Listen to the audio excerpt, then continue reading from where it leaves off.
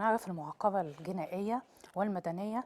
سؤال جالي على إيميل البرنامج بيقول: ما توصلت إليه التحريات؟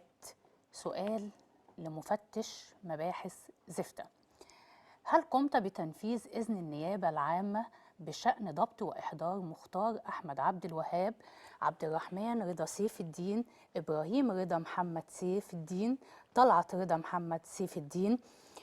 اللي بعت السؤال ده بعته وبيقول لي يا ريت تقوليه اثناء الحلقه. احنا اي سؤال بيجي لنا على ايميل البرنامج بنقوله، وبقول انتظروني قريبا.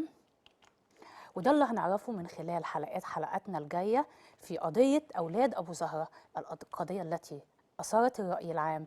من وراء عائله سيف الدين ومن الممول لهم؟ من المتضرر؟ من المستفيد من وراء إثارة الفتنة بين عائلة سيف الدين وعائلة أبو زهرة؟ وده اللي هنعرفه من خلال حلقتنا الجاية، انتظرونا. أسأل حضرتك بقى